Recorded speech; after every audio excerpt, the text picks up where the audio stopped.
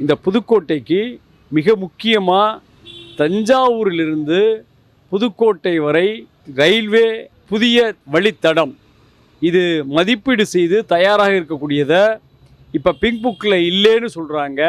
அதை திருப்பி அதில் சேர்த்து அந்த திட்டத்தை கொண்டு வந்து இந்த புதுக்கோட்டை மாவட்டத்தினுடைய ஒட்டுமொத்த மாவட்டத்தினுடைய வளர்ச்சிக்கும் அது உதவுவதாக இருக்கும். காரணம் என்னென்னு கேட்டால் ஜங்ஷனாக மாறும், பல திட்டங்கள் இங்கே வர்றதுக்கான வாய்ப்பு இருக்கும். உலகத்திலேயே சுவைமிக்க முந்திரி பருப்பு கிடைக்கக்கூடிய இடம் இந்த புதுக்கோட்டை மாவட்டத்தில் இருக்கக்கூடிய ஆதனக்கோட்டை.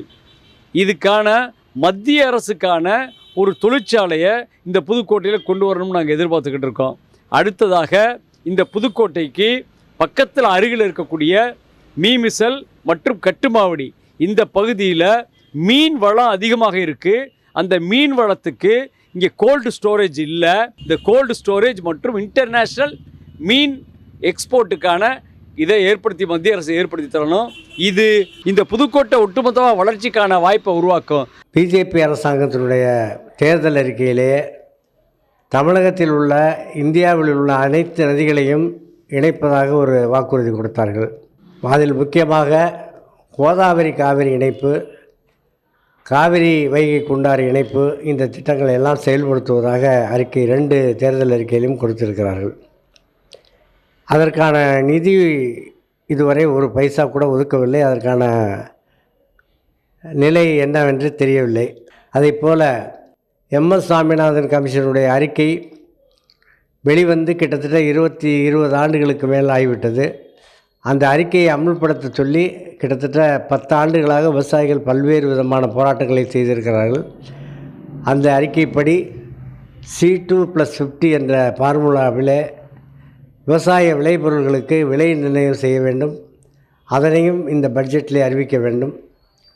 3ஆவதாக உலக நாடுகள் விரும்பக்கூடிய விவசாயம், விளைபொருள்கள் இயற்கையாக இருக்க வேண்டும் என்று விளைபொருள்கள் விரும்புகிறார்கள். அந்த விளைபொருட்களை உற்பத்தி செய்யக்கூடிய விவசாயிகளை ஊக்கப்படுத்துவதற்கு அதற்கு தேவையான கட்டமைப்பும் அதற்கு தேவையான நிதி உதவியும் இந்த வரவு செலவு அறிக்கையிலே தெரிவிக்க வேண்டும் என்று நாங்கள் விரும்புகிறோம். அதைப்போல் மின்சார சட்டத்தை கொண்டு வந்திருக்கிறார்கள். இது தமிழகம் போன்ற மாநிலங்களில் இருக்கக்கூடிய விவசாயிகளுக்கு இதுவரை கிடைத்து வரக்கூடிய இலவச மின்சாரத்தை கெடுக்கக்கூடிய அளவிலே இருக்கிறது. அதனால் இந்த புதிய மின்சார சட்டத்திலே இதுவரை கிடைத்து வந்த சலுகைகளை எல்லாம் தொடர்ந்து கிடைக்குமாறு மாற்ற வேண்டும், அல்லது அந்த புதிய மின்சார சட்டத்தை ரத்து செய்ய வேண்டும். இன்றைக்கு அரிசியை போன்று தங்கத்தையும் எல்லா மக்களும், பாமர மக்களிலிருந்து பணக்காரர்கள் வரை அதை எதிர்பார்க்கிறார்கள் என்று சொன்னால் நிச்சயமாக அதை அந்த வரி விதிப்பை 1%, அதை ஜிஎஸ்டியை 1% ஆக்கினா கூட எல்லோரும் பயனடைய மாதிரி இருக்கும் அப்படின்னு நான் தெரிவிச்சுக்கிறேன். புதுக்கோட்டையிலேருந்து தஞ்சாவூருக்கு ஒரு ரயில் சேவை, ஒரு ட்ராக், புதிய பாதை அமைக்கிறதுக்கு ரொம்ப நாளாக அதில் ஏற்பாடு பண்ணுறாங்க. திருப்பி செய்கிறாங்க. ஒவ்வொருத்தரெலாம் இப்போ பார்க்குறாங்க, அப்படியே கிடப்பில் போட்டுறாங்க. அது ஏன் போட்டிருக்காங்கன்னு தெரியல.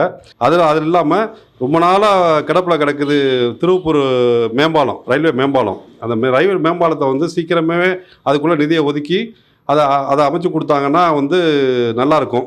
மருத்துவ உபகரணங்கள், மருத்துவம் சார்ந்த இதுக்கு இன்னும் கொஞ்சம் அதோட டேக்ஸை ரெடியூஸ் பண்ணோம்னா எக்யூப்மெண்ட்ஸ்லாம் வாங்கலாம், நல்ல சீப்பாக வாங்கலாம்.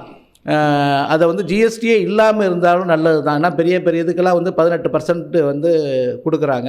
ஜிஎஸ்டி இல்லாமல் மருத்துவ பொருட்கள் வாங்குறப்ப நிறையா எக்யூப்மெண்ட்ஸ் வாங்கப்படும். மக்களுக்கு அது பலனளிக்கும், டாக்டர்களுக்கும் உறுதுணையாக இருக்கும்.